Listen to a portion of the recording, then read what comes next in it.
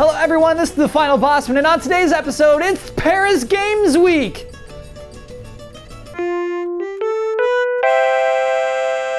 Welcome to the show. I am Kyle Bosman, and if you are wondering what Paris Games Week is, that's okay. We've never talked about it in the entirety of this show's illustrious career, because it hasn't entirely been relevant to video game headlines. It's been around since 2010.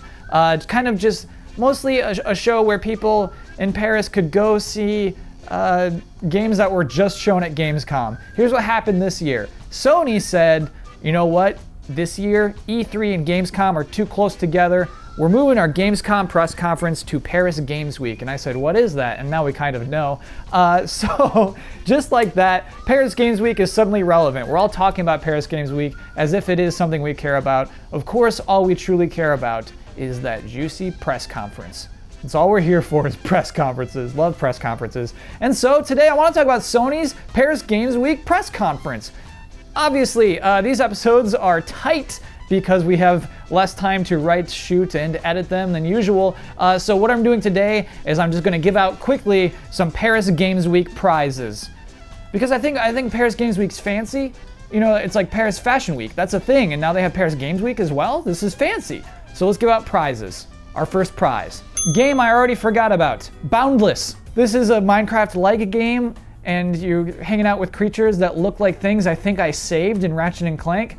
It's a PlayStation exclusive, but you know, it's just so weird that a game like this, that is huge, that has huge worlds, can leave such little impact. I don't know what it needed. I don't know what could have done, but it came to the end of the stream where I was looking at my list of games and I saw the word Boundless and I said, what was that? That's what that is. Runner-up, Matterfall. This game comes from Housemarque, who did just Resogun recently. Does a lot of like twin stick shooters, does a lot of just action-y games. Did a CG trailer for what we know won't be a game that looks like this. Why? Why do that? Best job buttoning the button. Gotta give it up to Michael Denny.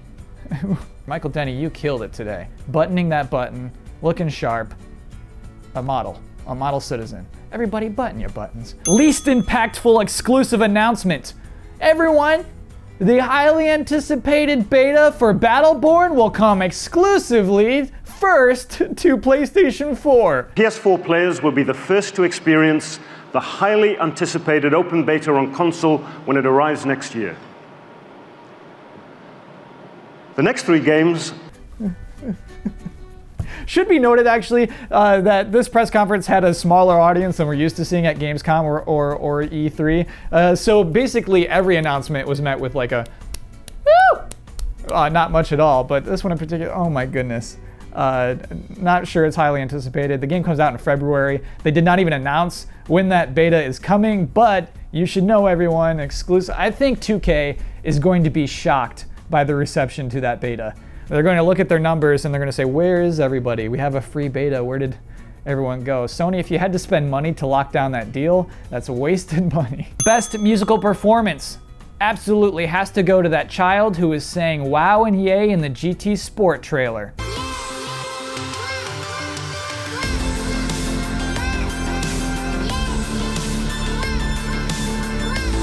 Best beard. Who saw this one coming? Surprise of the season, it's Dhalsim! Normally a bare-chinned man, Dhalsim comes with a huge white beard to take the prize. Well done, buddy. Best performance from a model pretending to be using VR. This guy.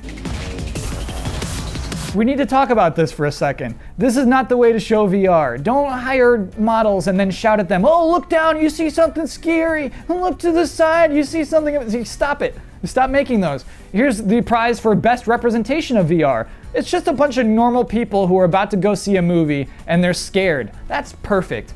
This is for The Walk. This is The Walk put this together. Who would have thought that would happen? I guess it's because of Sony Pictures. But this actually turned out to be the best way to present VR. I want to see normal people getting freaked out. I don't want to see models playing rigs. Best in show, I gotta give it to Wild. Wild is not the most graphically intense game. You can definitely see that some compromises are already being made to, you know, character models and everything, just the visuals of this game, because of everything you can do in this game. And this game, again, This is perfect for press conferences, to have a gameplay demo. And I know this one in particular wasn't live, but we got to see a progression through what we would actually be playing in this game. We get to see a bear swimming. Also, you get to see a rabbit swimming. Look at that animation. Just we got to see a lot from Wild that we're not used to seeing in other games. That's the best thing you could do at a press conference, is show why this game is different. Maybe that's what Boundless was missing, is why is this game that different? Oh, it's like Minecraft, but with grappling hooks. Like, okay. So Wild, on the other hand, showed us a lot of things we're not used to doing all together in one game. Being creative, having a big sexy snake lady tell us that she's our goddess. Weird things like that.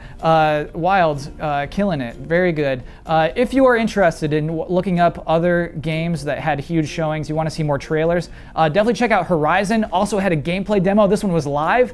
And actually just after E3, still impressive to see this game, still showing new things. Dreams is actually less terrifying than it was before. I'm okay with Dreams. There's still some super freaky giant mouse men. I don't like them. I don't want to see this in a game that I'm playing. However, the vision is becoming clear. They're a little more okay with calling what they're putting together levels. You know, at first it was just like, a dream could be anything. It could be an experience. It could be a musical performance. But yeah, basically it looks like in Dreams we're putting together video game levels for the most part. Obviously you could still do musical experiences or whatever, but it's cool to see that game kind of formulate and become a game. Detroit had an interesting trailer. I mean, check out the trailer. Who knows what this actual game will be when it comes out. This is from Quantic Dream. This is from David Cage. This is actually Kara brought to life, an old just concept demo brought to actually becoming a full game that takes place in Detroit. I don't know. Check it out. Lastly, poorest showing, Call of Duty Black Ops 3, bringing in an old trailer to Paris Games Week? That's a faux pas. And right after you brought an old trailer to TGS? Activision, you're being stingy with trailers. You gotta stop this. Let us be hyped for your game. At least try. Try to get us hyped. Konnichiwa. That is it. Going forward, got a few last final takeaways. Number one, not a lot of indies. I guess No Man's Sky is still an indie, but that has a narration in its trailer now. Now it seems like a big budget game. I'm just surprised. Normally Sony goes deep into indies, shows us a lot of indie games. This week, that was not a huge focus in their press conference. I'm not saying that's a bad thing, just a weird takeaway. Are they going forward going to be doing that less and less, or is that just a one thing? Indies maybe not be big in Paris, may not be the right brand. Number two, what's up with backwards compatibility? And by this, I don't mean PlayStation 3 backwards compatibility. That's gone. Forget about that. I don't know. You have that weird PlayStation Now thing. I mean PlayStation 2 and PlayStation 1 games. There's rumors it's happening. There's patents that it's happening. If you buy the limited edition Battlefront console of the PlayStation 4, you're getting 3 PlayStation 2 games that will work on your PlayStation 4. That's happening soon. I totally expected the announcement of how that is actually functioning. Maybe they're just games on their own. I don't know. Guess we'll find out when we download those games in November. Until then, it's just a big mystery. Will we ever get to play our PlayStation 1 and PlayStation 2 games on our PlayStation 4? Those that we paid money for. It would be nice, but whatever. I still got my PS3 plugged in just to play Mega Man Legends. And finally, PSX. Lots to be revealed at PSX that wasn't revealed here. Will PSX still be a big deal? I suspect yes. I think at least Final Fantasy VII Remake is happening at PSX, so that's enough to get excited about. So in general, yeah, what a press conference. Generally, not a lot of bad things to say about it. There were lulls. VR is a lull. Sometimes just talking about a game. The talk after the announcement of Gran Turismo Sport, kind of a lull. These things should be riveting, but it wasn't treated as such. Jim Ryan, as he's talking to the creator of Gran Turismo, just stands there with his arms crossed like he's bored. You can't do that. You can't do that live on a stage. It wasn't as peppy of a show as it could have been, but yeah, at a certain point, it just became games back to back to back to back, which is all you could ever ask for. Something for everybody. We'll give it a 6 out of 10. Anyway, that is the show for this week. We did it. We got it through it. Obviously, I could talk about this for a half hour, but there's no time. There is time next week to talk about more new things about video games, so I will be back here next week, and I hope to see you then. Thanks for watching.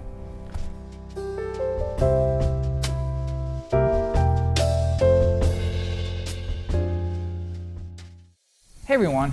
I know that we all have a hard time distinguishing what exclusive means.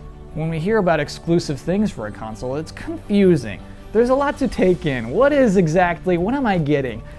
Sony this week at Paris Games Week has developed a system to make this all simple. And here's how it works. There's a simple icon that will signify what kind of exclusive you're getting. For instance, if it's an exclusive game, you see this, PlayStation 4 exclusive.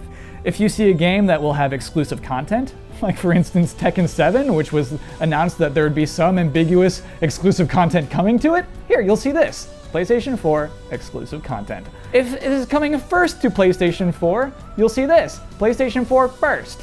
So you can be proud that you're gonna be the first person to ever play this if you're a PlayStation 4 owner. If you're looking at a game that will also appear on PC, but just simply won't appear on an Xbox One, that's called a console exclusive. You'll see that right here, PlayStation 4 console exclusive. If a game has not locked down exclusive content, or if it's not gonna be first or a console exclusive, you might see this before the trailer.